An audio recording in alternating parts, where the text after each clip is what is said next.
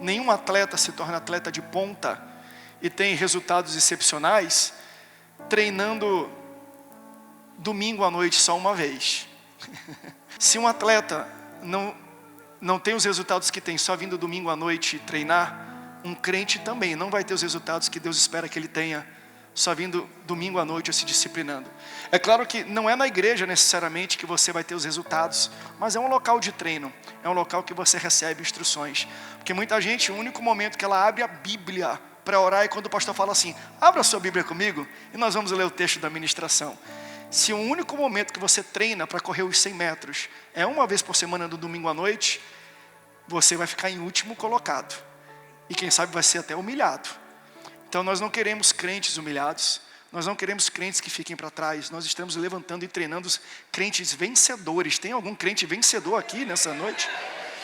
É tão forte que até estourou o botão aqui, ó, do meu terno, meu amor. Meu Deus, tá forte aqui, hein? Os quilinhos a mais.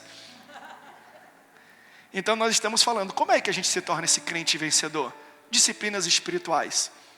O Michael Phelps, maior nadador, maior medalhista olímpico, quando ele veio na Olimpíada do Rio de Janeiro, foi o que mais ganhou prêmios. Ele ficou 3 anos sem faltar um dia de treino.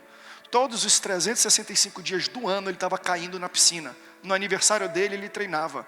Dia das Mães, treinava. Natal, treinava. Páscoa, treinava. Todo dia ele treinava. E aí quem faz no secreto o que ninguém faz, recebe no pódio o que ninguém recebe. Então é sobre isso que eu quero falar para você. Quais são as disciplinas espirituais que nos dão, que quando a gente aplica no secreto, nos dão resultados públicos? Tem várias e a gente está instruindo e provocando a igreja a fazer isso. Rapidamente eu quero passar sobre alguns desafios que nós estamos fazendo de maneira coletiva. Primeiro, superar limites na leitura bíblica.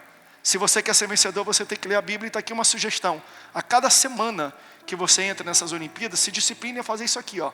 Na primeira semana você vai ler 2 capítulos por dia, terceira e por aí vai, como está no telão.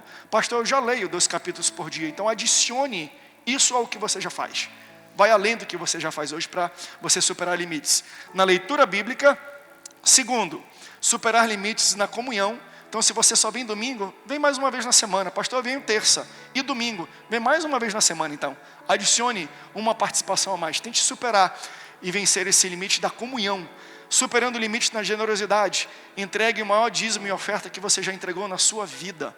Quebre esse recorde, ok? Isso também se aplica a desapego de casacos no frio e também a doação de alimentos. E superando o limite de oração. Se você não tem a prática de orar, faça isso aqui, comece com isso aqui que você vai ver. Depois de um mês, você vai subindo, vai ganhando musculatura, vai ganhando resistência. Você vai chegar num lugar que você nunca esteve antes. Pastor, eu já oro. Adicione então esse desafio ao que você já faz, tá bom? Nós preparamos uma série de materiais que está no aplicativo lá. Nós temos um e-book, nós temos leitura bíblica, nós temos playlist musical.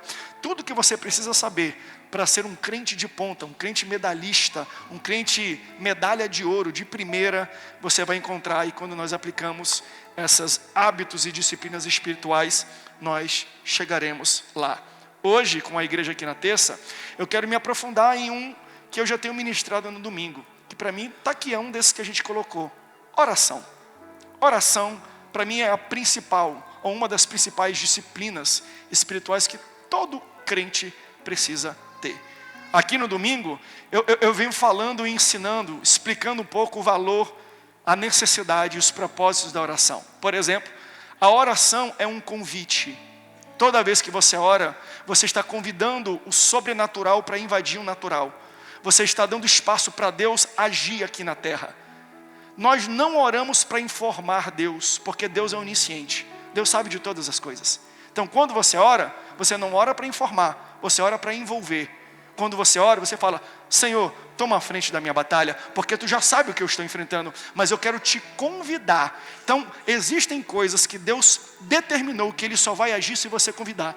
Porque se Deus já sabe de tudo, por que eu tenho que convidar? Porque Deus assim fez. Existem coisas que Deus só vai intervir depois de você convidar. É o que a Bíblia vai falar lá em Tiago: vocês não recebem porque vocês não pedem. Então tem muita gente que não vê a atuação de Deus porque não pede para Deus atuar na sua vida. Então, a oração é um convite. Segundo, a oração é uma carteirada. Jesus fala assim: tudo que vocês pedirem em meu nome, eu farei. Então, o poder da oração não está em quem faz a oração, mas em quem recebe a oração. É por isso que o próprio Jesus vai falar também de outras pessoas que falam: Senhor, Senhor, nos últimos dias dirão, em teu nome profetizamos, em teu nome expulsamos demônio, em teu nome fizemos prodígios e milagres. Falou: afaste-se de mim, nunca vos conheci. Quando existe a repreensão não é no que foi feito, é em quem fez. Ele falou assim, ele não está falando que não profetizaram, que não expulsaram demônios, no nome de Jesus. O poder está no nome de Jesus. Quando nós usamos o nome de Jesus na nossa oração, nós estamos dando uma carteirada no mundo espiritual. Lembra de carteirada? É quando você usa o nome de terceiros, a credibilidade e a autoridade de terceiros, para você ter acesso onde você não teria. É quando alguém chega e fala: você sabe de quem eu sou filho? Você sabe qual é o meu sobrenome? Você sabe de quem eu sou amigo? No mundo espiritual é assim. Você chega diante de uma situação e você fala: você sabe quem é o meu Senhor e o meu Salvador? Você sabe quem morreu por mim na cruz do Calvário? Foi aquilo que Pedro e João fizeram na Porta Formosa. Prata e ouro eu não tenho, mas o que eu tenho eu dou. Eu não tenho nada dentro da minha carteira. Você está pedindo dinheiro, mas na minha carteira ela está vazia, mas eu tenho carteira. Então pega essa carteirada, em nome de Jesus, levanta e anda. Há poder no nome de Jesus. Então a gente não recebe porque não pede. Então a oração é um convite. Mas Tiago vai falar: e quando pedem, pedem mal. Aí Jesus vai resolver: quando vocês forem pedir, use o meu nome. Tudo que pedirem em meu nome, eu farei.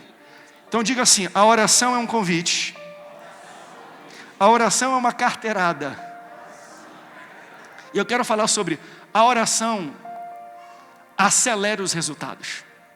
Quer correr mais rápido? Quer andar mais rápido? Quer receber mais rápido? Quer romper limites? Oração.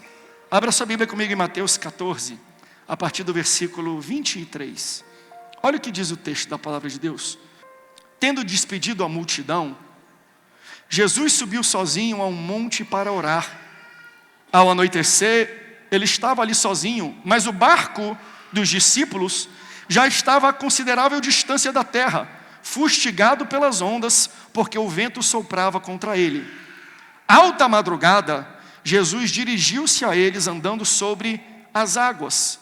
Quando o viram andando sobre o mar, ficaram aterrorizados e disseram: é um fantasma.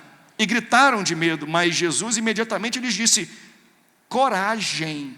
Repete assim: coragem. Sou eu, não tenham medo.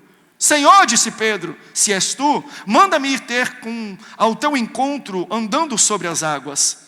Vem, respondeu Jesus. Então Pedro saiu do barco e andou sobre as águas e foi à direção de Jesus. Mas quando ele reparou no vento, ficou com medo. E começando a afundar, gritou: Senhor, salva-me. Imediatamente Jesus estendeu a mão e o segurou e disse: homem de pequena fé, por que você duvidou? Quando entraram no barco, o vento cessou. Então os que estavam no barco o adoraram, dizendo: verdadeiramente tu és o Filho de Deus. Segunda carta a Timóteo, capítulo 1, versículo 7, diz assim: Deus não nos deu espírito de medo, mas de coragem, de amor e de moderação. Jesus fala: não, coragem, não tenham medo, porque Deus não nos dá espírito de medo. O espírito que está dentro de você é um espírito de coragem. E se você concorda com isso, diga bem alto: eu amo a Bíblia. Deixa eu só fazer uma rápida pesquisa aqui. Tem alguém que neste momento, atualmente, está vivendo um grande desafio? Levanta a mão. Não é pequeno, um grande desafio. Algo difícil de vencer. Levanta a mão. Eu quero dar uma palavra para você. Se você não está passando por desafio, essa palavra não é para você. E no final você vem orar pela minha vida, que eu preciso um pouco dessa tua fé e dessa blindagem que Deus te deu. Mas, quando eu vejo na Bíblia e na convivência do dia a dia com as pessoas, eu percebo uma característica em comum entre pessoas que enfrentam grandes desafios e superam esses grandes desafios.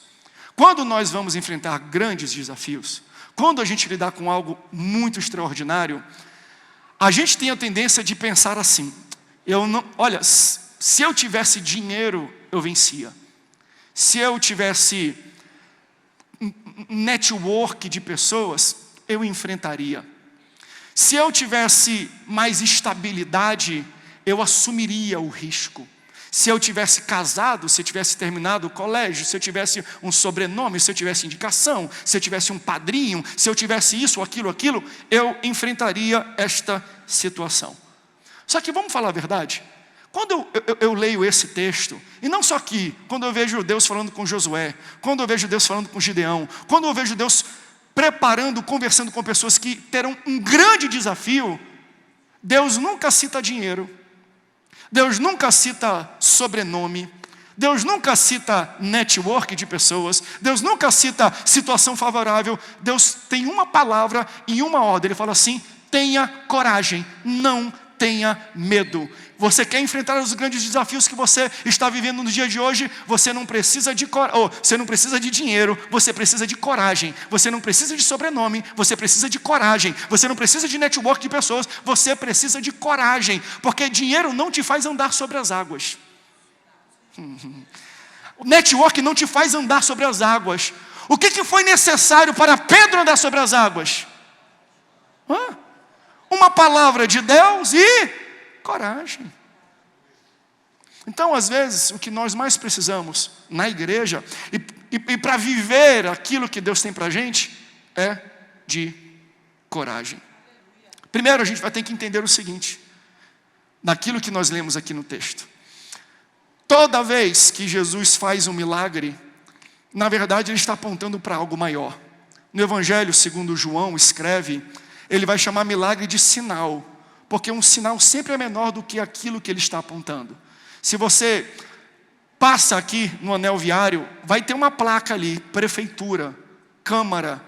Logo depois da gente ter um representante, vai ter sede da Assembleia de Deus ali, em nome de Jesus, na placa. Aí você vai olhar aqui, sede da Assembleia de Deus.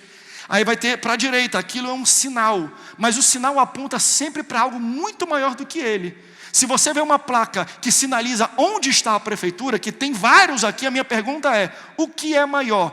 A placa que sinaliza ou a prefeitura? Porque o objeto a qual o sinal aponta sempre é maior.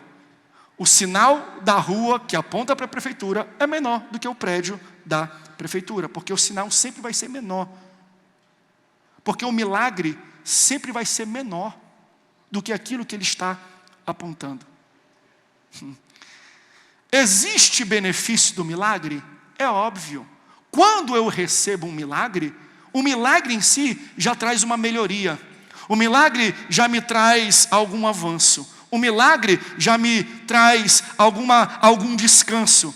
Porém, até o milagre é um sinal para algo muito maior. É triste, hoje em dia, a gente ver pessoas que se acomodam e comemoram e se satisfazem apenas com o milagre, sem entender que o milagre está apontando para algo ainda maior. Não, eu estou pregando isso aqui já para alguém. Tem muitas pessoas que abraçam, recebem e comemoram o milagre, mas perdem o sinal. E se a gente faz isso, a gente está se furtando de abraçar e de comemorar algo muito mais extraordinário do que apenas um milagre. Por que eu estou falando isso? Porque quando nós lemos a Bíblia, nós sempre teremos que aplicar os milagres a algo maior na nossa vida. Tem muita gente que quando lê aqui Jesus andando sobre as águas, uau, eu estou inspirado, uau, eu estou impressionado. Então pessoas que só olham para o milagre e não entendem que milagre é sinal, quando vê Jesus andando sobre as águas, se inspiram e se impressionam. Mas quem está olhando para o sinal que está apontando, ao invés de ficar impressionado, fica curado. Pastor, que ligação tem? Uma pessoa está impressionada com o milagre e outra ser curada. Não pelo milagre, mas para aquilo que o milagre está apontando. Porque se você parar para perceber, e eu quero aplicar isso para você entender o que é um milagre e um sinal, e o que de fato ele está apontando. Se eu leio a Bíblia aqui e dou glória a Deus, e fico, uau, como eu gostaria de andar sobre as águas, eu parei no milagre e não entendi o sinal para onde ele está apontando. E ele sempre aponta para algo muito maior. Se eu estou lendo aqui, Jesus anda sobre as águas, e o contexto é, os discípulos estão gritando com medo de morrer. pedindo pela sua vida. E Jesus vem andando por cima das águas. Glória a Deus, aleluia. Estou impressionado porque Jesus tem a capacidade de andar sobre as águas. Mas se você estiver numa maca no hospital, você não vai ver apenas a impressionante provisão e poder de Jesus andar sobre as águas, mas você vai falar assim: bem, se ele anda por cima daquilo que vai matar os discípulos, eu estou com câncer, ele tem poder para andar por cima do meu diagnóstico contrário, ele tem poder para andar por cima da doença que eu estou vivendo, ele tem poder para me curar, porque se eu estou temendo a minha morte por aquilo que eu estou vivendo, Jesus anda por cima daquilo que eu acho que vai me matar. Ou seja, Jesus está andando por cima das águas, é um grande milagre, mas isso aponta para ele pode andar por cima daquilo que você acha que vai te tragar e acabar com a sua vida. Toda vez que eu leio os milagres de Jesus, eu vou ter que entender para onde ele está apontando. Ele sempre aponta para algo maior. Quando Jesus anda sobre as águas, coloque isso no seu coração. Toda vez que alguém cantar, toda vez que alguém pregar, Jesus anda sobre as águas, lembre-se, eu vou receber a minha cura, porque Jesus anda por cima daquilo que eu acho que vai me matar. Tudo que Jesus faz aponta para algo maior. Ou seja, o milagre é pequeno comparado àquilo que Deus realmente quer fazer na tua vida.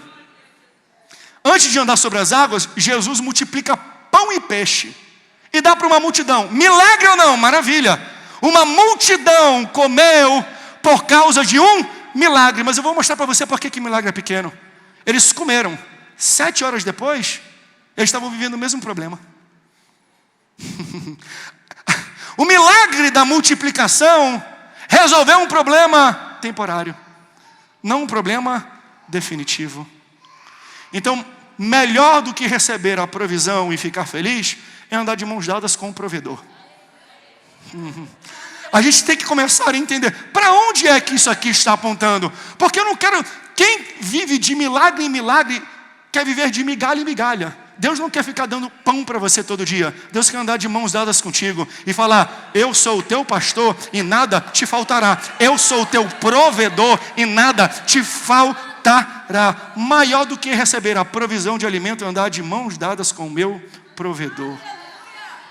Porque se eu quero só esse milagre, eu vou ficar com fome de novo. Se eu quero só pão, eu vou ficar com fome de novo. Mas a palavra de Deus vai me falar: eu não deixarei um justo mendigar o pão.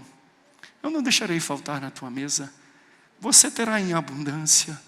Então é muito bom a gente entender o que eu quero de Deus. Tem gente que vem para a igreja para receber milagre. É ruim não, o milagre beneficia. Mas se você não entende para onde ele está apontando, você está perdendo uma grande chance de poder celebrar coisas maiores que Deus quer fazer na tua vida. Não busque só o pão que Jesus pode te dar. Busque o pão da vida, que é o próprio Jesus. Então, Jesus vai sendo didático, ele ensina essas coisas, a gente vai aprendendo com aquilo que ele faz. E aí o texto fala que depois de fazer essa multiplicação, ele envia os seus discípulos à frente e ele vai orar. Ele se retira e fica sozinho orando. Jesus permite que eles tenham uma vantagem na ida, mas no meio da madrugada Jesus alcança eles. Eles iniciam a jornada antes de Jesus. Eles saem com vantagem, eles têm uma partida antecipada. Porém, Jesus alcança eles, mesmo saindo horas depois. Enquanto eles remavam, Jesus orava. Enquanto eles se esforçavam, Jesus orava. Enquanto eles suavam, Jesus orava. Eles começaram antes, mas não terminaram antes. Não é porque outras pessoas começam antes de você que vão terminar antes de você. Veja, Jesus está fazendo algo em privado que ninguém está vendo. Jesus está se sacrificando no secreto e ninguém vê. Daí quando ele aparece andando sobre as águas, Pedro olha para ele e fala: eu quero fazer a mesma coisa que tu faz. Aí o que Jesus fala? Pode vir. E Pedro começa a andar, mas logo depois ele afunda. Pedro quer fazer no público o que Jesus está fazendo, sem ele fazer no privado o que Jesus fez. Ele quer ter o resultado de um sacrifício que Jesus tem e que é visível para todos, mas ele não teve o sacrifício que Jesus precisou ter para poder andar sobre as águas. Toda vez que eu quero me aproveitar ou fazer e ter o mesmo desempenho que o outro tem, sem entender o sacrifício que ele fez, eu vou afundar. Nós precisamos entender que existem coisas que nós vamos alcançar na nossa vida, não pelo desempenho que as pessoas veem a gente fazendo em público, mas por aquilo que ninguém viu a gente fazendo no privado, no secreto. Jesus faz no privado, e porque ele busca a Deus no privado, ele alcança eles no meio. Pode sair na minha frente, pode ir antes de mim, porque tem gente que tem mais seguidor que você, tem gente que tem um salário melhor do que você, tem gente que começou antes que você, tem gente que prosperou antes de você, enquanto você estava buscando a Deus, enquanto você estava se separando a Deus, e você fala: como é que pode, Senhor? Eu te busco. Como é que pode, Senhor? Eu me separo. Como é que pode? Eu me sacrifico diante de ti, e as pessoas que não estão nem aí contigo estão na minha frente. Fica tranquilo, quando chegar a tempestade, só sobrevive quem anda sobre as águas. Você está vendo o agora, mas tempestades virão, e só anda em tempestade quem se sacrifica no secreto, quem busca a Deus no secreto. Então nós temos que entender que por mais que pessoas acelerem na nossa frente, vai chegar a tempestade, e se a gente não se sacrifica, nós vamos afundar. Só avança na tempestade, só anda nas águas quem se sacrifica no secreto. Só tem estabilidade no meio do caos quem se sacrifica no secreto. Só pisa na água quem se ajoelha na terra. É joelho no pó que te capacita a andar sobre o H2O. É quando eu me separo diante de Deus, e Deus fala: eu vou te dar resultados que ninguém teve. Eu estou vendo o teu sacrifício, eu estou vendo a tua separação. Pode até as pessoas estarem na tua frente, pode até as pessoas irem mais além de você, mas eu vou te fazer alcançar e ter resultados que eles não tiveram. Eles estão se esforçando com o braço, e tu está me buscando, então eu vou te dar resultados mais rápidos. No meio da tempestade, no meio do mar, Jesus vem andando sobre as águas.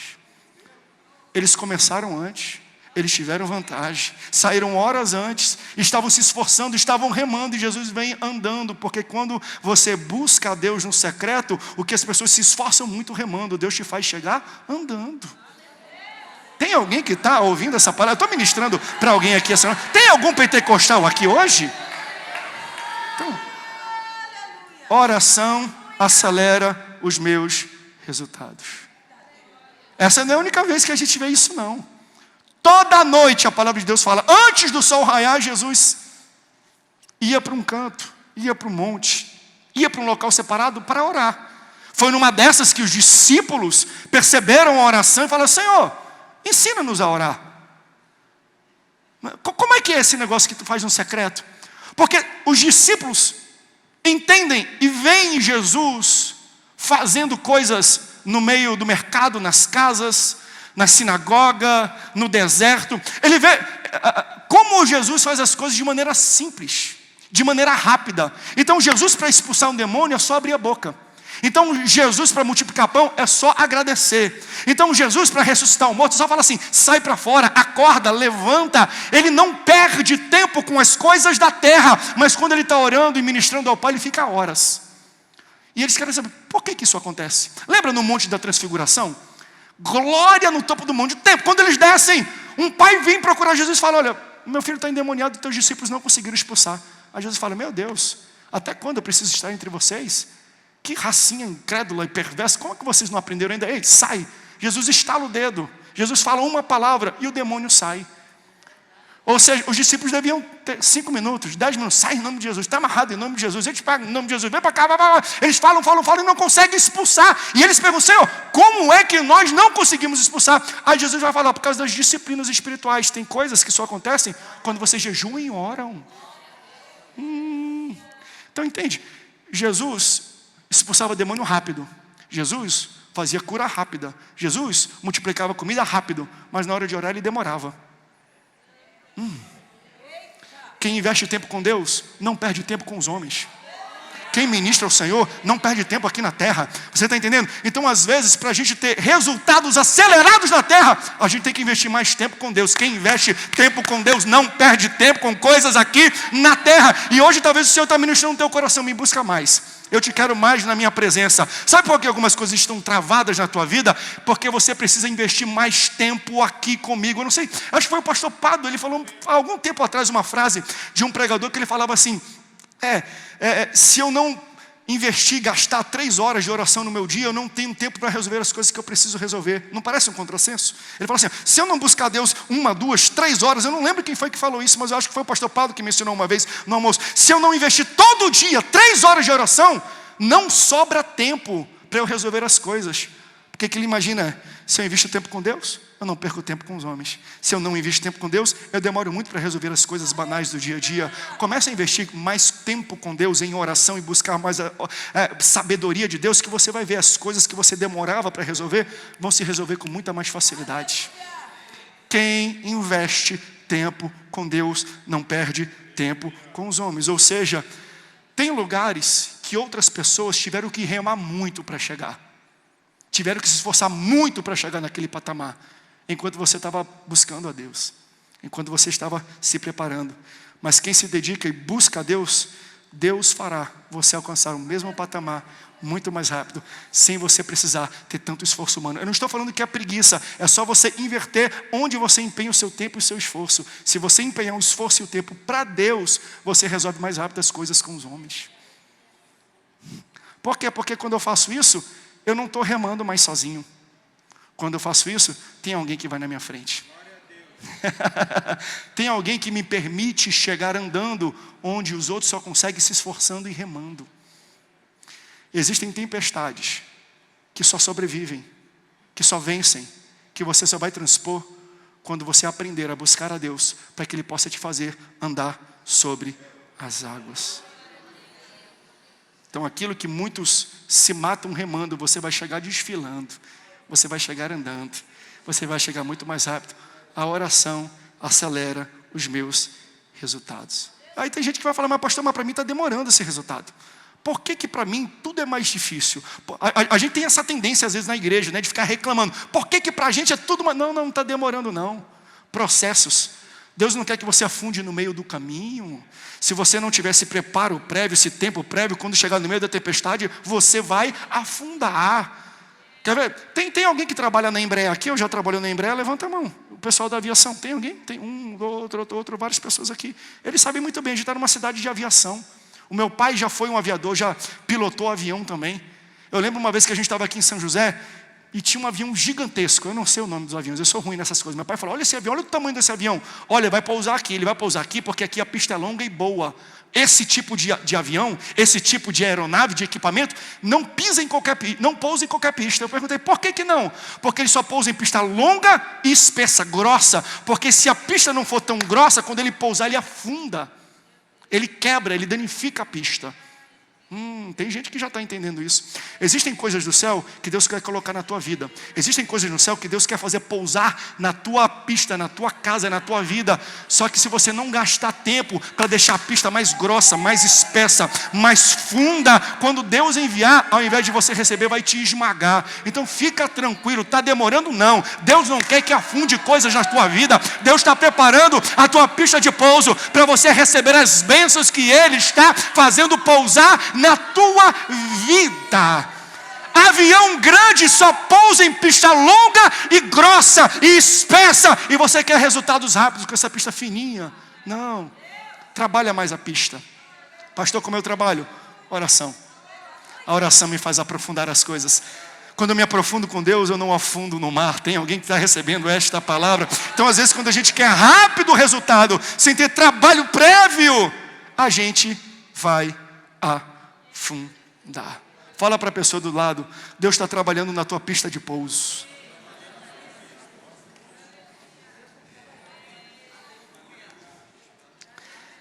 Aleluia, aleluia, aleluia. Jesus está andando por sobre as águas. Os discípulos olham e pensam que é um fantasma. Então, é um fantasma que está aparecendo aqui. Como é que pode? Homens que já estão andando há algum tempo com Jesus aqui. Aqui não é um iniciozinho do ministério, não. Pelo contrário, aqui já é a segunda situação registrada na Bíblia, fora outras, para mim houveram muitas, mas registrada na Bíblia, que envolve Jesus, os discípulos e o mar, e uma tempestade. Na primeira, foi quando Jesus estava dentro do barco, dormindo. Eles acordam Jesus acalma o mar. E é interessante, você entende? São tempestades da vida que nos fazem crescer a fé. É quando a gente passa por tempestade que Deus engrossa a nossa pista, prepara o nosso ser. No primeiro evento que envolve Jesus e o barco e uma tempestade, Jesus está dormindo, eles acordam e Jesus acalma, fala: aquieta-te mar, para vento, e para o vento e aquieta o mar. Jesus fala: vocês não têm fé nenhuma? Aí aqui é a segunda tempestade. Pedro vem andando sobre as águas e afunda. Jesus fala: homem de pouca fé. Opa, para quem não tinha fé nenhuma, pouca fé já é progresso. Na primeira tempestade não tinha fé, na segunda, pouca fé, na terceira, fé média, na quarta, muita fé. Quantas tempestades você já está enfrentando ou já enfrentou na tua vida? É porque Deus está falando: eu quero crescer a tua fé. A cada tempestade que você passa, eu estou vendo um crescimento, eu estou vendo um aumento, eu estou vendo um progresso na tua fé. Mas quando eles viram inicialmente, falaram: é um fantasma. Para homens que já andavam com Jesus e não reconheciam Jesus, talvez se precipitaram, nomearam coisas sem pensar, né? Eles estão vendo, mas é um pouco o que acontece na nossa vida. E aqui eu estou mais falando, conversando hoje do que pregando, porque eu acho que esse é o Espírito, que é isso que o Espírito Santo está moldando e fazendo aqui na nossa vida. Porque existem situações na nossa vida que a gente fala fantasma, mas não é fantasma, é Jesus. Quantas vezes você passou por situações que você falou assim: é traição. Aí passou a tempestade e você falou: traição não, foi livramento. Quantas situações a gente já enfrentou na vida e falou assim: coração quebrado. Aí passou a tempestade, falou: não, é direcionamento de Deus. Deus sabe o que Ele tem de melhor para mim. Então muitas vezes a gente tem a tendência de chamar uma coisa no meio da tempestade. Depois que a tempestade passa, aquilo que a gente chamava de maldição, a gente passa a chamar de livramento. A gente não consegue ver muito bem no meio da tempestade. E esse foi o grande problema de Pedro. Para pensar. O texto vai falar que quando Pedro começa a andar, e eu ainda vou chegar lá, mas diz que ele, olhando o vento, começou a afundar. A fé dele se esvaiu quando ele olhou o vento. E a minha pergunta é: tem como olhar o vento? Quem já viu o vento antes? Você já viu o vento antes? A gente não consegue ver o vento. Então quando a Bíblia fala que ele viu o vento, não é que ele viu o vento, mas ele viu o efeito que o vento fazia. A gente começa a olhar ao nosso redor o estrago daquilo que as tempestades estão criando. E a gente tira o olho de Jesus. E a gente olha para os efeitos do vento, para os efeitos da economia, para os efeitos da pandemia, para os efeitos dos problemas sociais, para os efeitos da violência, para os efeitos econômicos. E quando a gente começa a olhar um monte de efeito, através de jornal, através de internet, através de tudo, a gente tem a tendência de perder a fé e tirar os olhos de Jesus. Ei, não tira os olhos de Jesus não. Esses efeitos não vão te atingir. Até porque ele falou, porque ele começou a ver o efeito. Mas aquilo que estava afetando tudo ao redor dele não estava afetando ele. Só começou a afetar quando ele olhou.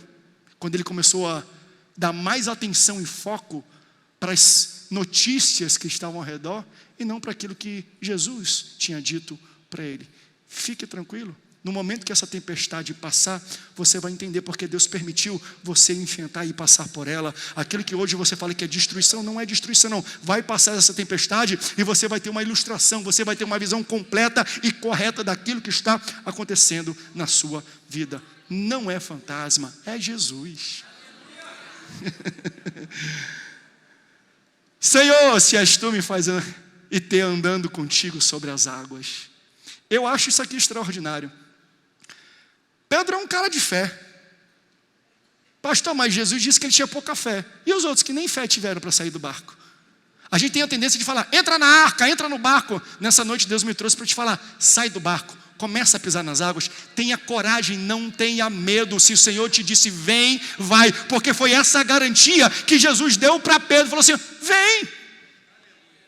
Então você entende? Para Pedro, fé não é Jesus me tirar do problema, é Jesus me capacitar para fazer o que Ele faz. É diferente. A gente ora muito, Senhor, pega esse barco, acalma a tempestade. Ele não pediu para Jesus, Senhor, se é tu mesmo, acalma a tempestade. Não seria mais fácil ele pedir para Jesus resolver o problema ao redor? Mas o que ele está falando é, Senhor, chegou a minha vez. Eu sei que tu tem poder, eu sei que tu podes, mas Senhor, me capacita para fazer aquilo que tu faz. Para mim isso é fé. Não é só a gente pedir para Deus intervir, mas Deus me capacita, porque eu quero ser a resposta para a minha geração, para a minha igreja, para a minha família. Então às vezes, tente aplicar isso que Pedro aplicou. Você está orando muito para Deus, Deus, intervém com meu esposo, Deus, dá um jeito nos meus filhos. Não, Senhor, me capacita para fazer isso. Me usa para fazer isso. Me usa, Senhor, para falar com os meus vizinhos. Me usa para resolver os problemas da cidade. Me usa no poder público. Me usa na minha empresa. Está na hora da gente parar um pouco de pedir para Deus fazer e começar a pedir para Deus nos capacitar a fazer. Me usa. Aí Jesus fala, vem. Jesus não dá garantias. Jesus não dá uma palavra de conforto. Jesus não diz o que vem depois. Sabe, eu acho interessante. Embora tenha sido Pedro que fez o questionamento para Jesus, quando Jesus vai responder, ele não responde pessoalmente. Ele não fala assim, vem Pedro. Não. Tem um grupo de pessoas e um deles levanta e fala, se és tu, me faz andar contigo. Ele fala, vem. Rapaz, eu sou dessa igreja, que quando levanta um profeta e fala, eu estou levantando alguém e vou dar uma chave na mão, eu não espero nem dizer o nome, eu já levanto e falo, eu recebo, Senhor, essa chave é minha. Eu não espero saber se é da Pedro, se é do João, se é da Nayane. Aconteceu isso aqui no último domingo, a gente estava numa Santa Ceia aqui, a irmã Adel, ela começou a profetizar, quando eu senti que era do Senhor, eu não sei se o pessoal da sede estava aqui, eu estava no primeiro banco, o que eu fiz? Eu já levantei e fiz assim, eu nem sabia se a profecia era para mim. Se Jesus fala vem e não fala que é para Pedro, o André Samuel Câmara vai andando na frente do Pedro. Eu não espero Deus nomear para quem é a palavra, eu já saio recebendo. Tem alguém que já está recebendo essa palavra? Seja um pouco mais ousado às vezes. Se o pastor na tua igreja está pregando, não espera ele falar para quem é, não. Às vezes ele não vai endereçar, não. Às vezes ele vai falar vem. Para quem é? Para quem tem a coragem de botar o pé para fora do barco e começar a andar sobre a palavra. Faz isso. Começa a ter coragem para receber, para dar glória. Seja o primeiro a dar glória a Deus lá na igreja da Regional Leste. Amanhã tem culto lá, não tem? Seja esse ousado. Quando o pastor falar, a paz do Senhor, levanta. Essa paz é minha, eu recebo essa paz. Eu não espero ele falar se é para as crianças, para os irmãos, é para mim. Eu quero tomar posse de todas as palavras que Jesus tem. Jesus fala, vem. Irmão, quem vem recebe. Quem pisa vai, mas para pisar tem que ter coragem. Então existem coisas que a gente só recebe pela coragem. Aleluia. Pastor, é com fé? Não, Pedro tinha fé. Mas foi pouca, mas tinha. Se vocês tiverem fé, como de um grão de mostarda, não precisa ser muito grande não, pouca. Abre a boca e fala para esse monte, sai daqui e se joga lá. E assim será feito. A gente precisa de coragem. A nossa igreja está precisando de coragem. Oportunidade nós temos, nos falta coragem. Fala a verdade, o mesmo Pedro que pisa aqui, sobe na Porta Formosa e tem um homem que pede dinheiro. O que ele fala? Não tenho dinheiro não. Mas em nome de Jesus, levanta e anda. Tem que ter fé? Tem que. Mas eu vou falar uma coisa, pense num cabra corajoso. Quando foi a última vez que você teve essa coragem? Quando foi? E eu estou provocando isso porque o Espírito Santo já me provocou e está provocando você também. Quantos cenários e situações já foram apresentados na tua vida que te deu vontade de falar isso? Aí você faz assim, e se não acontecer nada? Aí eu me queimo, né? Já passou por isso? Você já passou por isso? E você ficou provocado de orar por alguém, por um grande milagre. Você falou, Senhor, mas se não acontecer vai ficar feio para mim. Não vai acontecer mesmo não. Porque você não entendeu. Quando você é provocado pelo Espírito Santo para ter coragem, para orar por alguém em uma situação inusitada, e o seu questionamento é, e se não acontecer vai ficar feio para mim? Pronto, você já matou o que Deus queria fazer. Sabe por quê? Porque se você faz, fica feio para você, se der resultado, a glória é tua. Meu irmão, se o Espírito Santo falou para você falar, e se não levantar? Problema é de Deus. Que fica feio, ué, se o Espírito Santo me instigou, eu vou, eu não vou ficar também, levanta, né, aquelas pessoas, levanta no funeral, levanta e anda, estou mandando, não, vai com calma, mas Deus já me usou algumas vezes, Não me usou, mas falou comigo e eu não tive coragem. E hoje eu trago essa mensagem para vocês. Muito do que Deus vai fazer na nossa igreja não é por falta de fé e nem de oportunidade, é por falta de coragem. Deus quer uma igreja corajosa para começar a falar para os paralíticos de hoje: levanta e anda, para começar a ver as situações de hoje, e em vez de apenas orar para Deus fazer alguma coisa: Senhor, me usa, me capacita, sou eu que vou andar, eu que vou sentar naquela cadeira, sou eu que vou levantar a minha voz, eu que vou ser usado como uma voz profética para endereçar um problema na minha casa, na minha cidade, na minha família. Está na hora da gente ter essa atitude de Pedro: Senhor, nos capacita para fazer. Aleluia. Só que isso é para quem tem espírito de coragem. Deus não te deu espírito de covardia, Deus te deu espírito de coragem, de amor e de moderação. Ou seja, essa minha coragem tem que ser trabalhada com moderação, não é de maneira louca, e com amor. Pedro andou porque ele era corajoso. Será que tem pessoas corajosas como Pedro aqui, que no primeiro vem e você vai? Não espera Deus falar: vem. Deus mandou ir? Vai. Deus mandou vender? Vende. Teve uma pessoa que eu vi uma ministração minha, ela era, acho que do Pará, do Amazonas, interior do Amazonas. Pastor, eu vi uma ministração sua. Eu estou provocando porque eu preciso me mudar para São Paulo, que tem oportunidades, e Deus tem falado São Paulo, não sei o quê, e eu vi a ministração, não sei o quê. E eu estou orando com o Senhor agora, o que eu preciso fazer? Falei: o que Deus mandou você falar? Mandou eu ir. Então vai. Pastor, o que será de mim? Não sei. Se Deus mandou ir, Ele vai te dar as condições. Não é isso? Abraão, sai da tua terra, sai da tua parentela. Vou para onde? Não sei ainda não. Vai, eu vou te mostrar ainda. Vai no caminho, mas vai. A palavra de Deus, quando Ele fala vem, é o bastante para você se levantar e ir. Deus vai te dar uma palavra para te provocar e te tirar do teu lugar. O que vai acontecer depois? Não sei, mas eu tenho certeza que se você obedecer à primeira voz de Deus, Ele vai colocar chão onde as pessoas se afogam. Você vai andar por cima daquilo que era para estar por cima de você. Deus vai fazer você fazer o que Ele faz. Aleluia. Eu acho que está na hora da gente ter uma igreja assim, provocar a igreja assim, a não pensar muito quando tem uma palavra claramente de Deus. Peça uma palavra de Deus. Eu fiz um casamento esse domingo de manhã, e a palavra que eu trouxe para eles foi uma palavra que todos os casamentos, todo pastor traz: bodas de Caná da Galileia. Faça o quê? Convide Jesus para o seu casamento. E é natural, e todo mundo, e eu acho talvez uma das palavras mais lindas e aplicáveis para um momento de casamento. Só que não para aí não para no convite. Ok, eu convido Jesus. O que acontece depois de eu convidar? Está faltando alguma coisa. Maria chega e fala: está faltando. Ei, vocês que estão trabalhando, vá com Jesus, façam tudo o que Ele disser. Quando você convida Jesus, Jesus vai te dizer algumas coisas. Você está preparado para obedecer? Essa que é a grande questão. Porque tem muita gente que tem Jesus no casamento, mas não obedece Jesus. E se você não obedece Jesus no casamento, Jesus está no casamento, foi convidado, se não tiver obediência, vai dar ruim do mesmo jeito. Ou não era o que aconteceu com Pedro, com Simão Pedro, Tiago, João, estavam pescando, Jesus joga para esse lado, dentro do barco, Simão, ele jogou, teve pesca, e o texto fala, estava afundando e rasgando as redes e afundando o barco. Jesus dentro do barco. Maior pesca da vida dele, maior resultado da sua história, e o barco está afundando.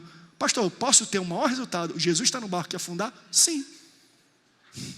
Se você não entender o propósito pelo qual Deus está fazendo, aí Ele chama os barcos ao redor: pega peixe, Deus me abençoou, pega um pouco de peixe, porque se a bênção de Deus for retida só para mim, eu vou afundar. Deus me abençoou para eu dar peixe para você, para eu abençoar a minha igreja, para eu abençoar as pessoas que estão ao meu redor.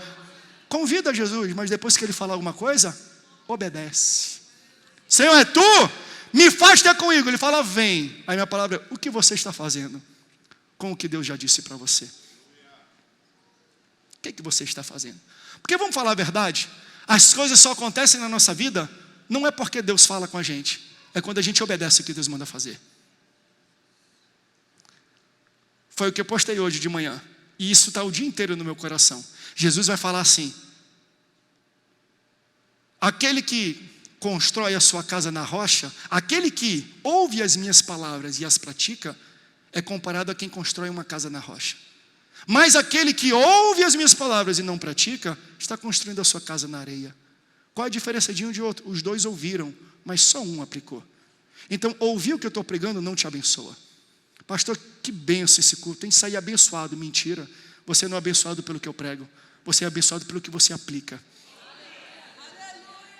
Não é? Jesus lava os pés dos discípulos, Agora que vocês sabem essas coisas, bem-aventurados sois, se as praticardes. A nossa bênção não está no ouvir a mensagem, está na aplicação da mensagem. O problema da igreja de hoje não é aquele problema inicial que falava assim, o meu povo ele perece por falta de conhecimento, ou seja, é a ignorância que acaba com o meu povo. Não se trata mais dessa igreja, me perdoe, você não é ignorante. O problema da nossa igreja em São José dos Campos não é falta de informação, mas é falta de aplicação. Vocês já sabem, porque vocês escutam, vocês vêm para a escola bíblica dominical. Você está nessa terça, Deus está falando contigo, mas a minha pergunta é, você vai construir na rocha ou na areia? Pastor, qual a diferença de um de outro? Quem aplica e quem não aplica. O problema não é a ignorância, o problema é o exercício. É quem tem coragem para fazer aquilo que ouviu. Qual é a palavra que Deus te deu? Está na hora de fazer. Qual é a palavra que Deus te deu? Está na hora de pisar. Qual é a palavra que Deus te deu? Se Ele disse, vem, vai. Vem. E às vezes quando Ele fala vem, eu nem espero Ele dizer para quem é. Eu já estou recebendo em nome de Jesus. Então, Deus quer nos dar os avanços que a gente nunca teve. Deus quer que a gente acelere em algumas áreas como nunca antes. Mas para isso, precisaremos investir tempo com Deus e ter coragem. Você quer que Deus realize algo na tua vida? Invista tempo com Deus. Você quer avanço na vida profissional? Invista tempo com Deus. Você quer avanço na vida emocional, casamento, relacionamento? Invista tempo com Deus. Moças que vão namorar ou estão casando, nunca se envolva com alguém que não se envolve com Deus. Fala a mesma coisa para os homens. Vai conhecer uma menina, saiu, ela é linda, ela é bonita, pastor, tem um bom papo, ok, mas ela é cheia do Espírito Santo, ela fala em línguas, senão cai fora. Não se envolva com alguém que não se envolve com Deus. Não se relacione com alguém que não se relaciona com o Espírito Santo. E vai requerer coragem sua para dizer não. Quer avançar? Esteja perto de pessoas que se envolvam, que busquem, que te provoquem. Eu tenho uma mulher que faz isso. Ontem eu tive uma conversa dura com ela. E ela tem cobrado algumas coisas. E uma dessas é, a gente precisa se envolver mais, porque as guerras estão crescendo. As tempestades não são iguais às que a gente tinha antes. A tempestade é maior. E só anda por cima dessa tempestade quem investe mais tempo com Deus. Posso provocar vocês? Tente entrar nesse desafio. Tente investir mais tempo com Deus. E quando eu digo investir em oração, cada um sabe como deve orar. Cada um tem um jeito. Lá minha mulher tem um cantinho de oração dela. Eu não oro do jeito que ela ora. Ela ora de um jeito só dela, num cantinho dela. Eu sou uma pessoa que ora correndo, andando, dirigindo. Eu sou uma pessoa que louva a Deus. Você entende? Salmo, e nós estamos estudando isso, são cânticos, são orações. Você pode orar cantando. Escolha uma forma que você se relaciona com Deus, mas faça. Invista tempo com Deus. Porque quando você investe tempo com Deus, você acelera diante dos homens. Você tem resultados mais rápidos diante dos homens. Quando Moisés morre, e aqui eu já estou terminando, pode subir aqui o louvor, toca bem baixinho para mim o teclado aí. Veja, Deus tem que escolher um próximo líder. E quando eu falo de desafio, não é necessariamente um desafio ruim, mas é algo desafiador que te provoca um frio na barriga. Uau, eu tenho que enfrentar algo que eu nunca enfrentei antes. Eu tenho que gerir, estar num posto, numa posição que eu nunca tive antes. Porque você entende, Josué não estava sucedendo um supervisor qualquer. Josué estava sucedendo Moisés, quem Deus usou para abrir um mar, para enviar praga, para trazer maná no meio do deserto, para tirar água no meio do deserto, para ter coluna de fogo, coluna de nuvem, para fazer voar codornas, para fazer milagres e maravilhas. Era esse tipo de líder. Você imagina o que é você suceder? Imagina o povo estando olhando, ok, o outro, o antecessor fez tudo aquilo, o que esse cara sabe fazer? Você imagina a dificuldade, o frio na barriga de um rapaz chamado Josué? Aí qual é a palavra que Deus tem? Ele chega com Josué e fala, Josué, meu servo Moisés é morto, assim como eu era com ele, eu serei contigo. Aí o que ele fala depois? Não temas, seja corajoso. Muito do que nós precisamos fazer hoje, para Deus efetivar na nossa vida o que nós precisamos, não é fé, não é unção, não é mais instrução, é coragem. Coragem. Para pisar e sair do barco, coragem. Ah, mas Deus falou. É simples a gente olhar, então pisa. Até para mim, pisar num local que eu nunca pisei, andar em algo que eu sei que eu vou afundar, sem entender o que pode acontecer, porque Jesus não deu garantia, Jesus já deu uma palavra. A palavra de Deus já é a garantia. A palavra de Deus garante. Pastor, o que vai ser da manhã? Não sei. Né, meu amor? Quando é para soltar tudo, sair de coisas que te dão segurança no mundo, porque você quer acompanhar e servir um chamado que Deus te deu e começar do zero, meu irmão, tem que ter coragem. E não é do dia para a noite não, a gente sabe. De vez em quando, até aqui, a gente senta, conversa, faz decisões, dá um frio na barriga para tomar algumas decisões grandes que precisa tomar. Mas sabe o que a gente está precisando? De coragem. Só os corajosos, fiquem de pé, por favor. Tem alguém que recebeu essa palavra?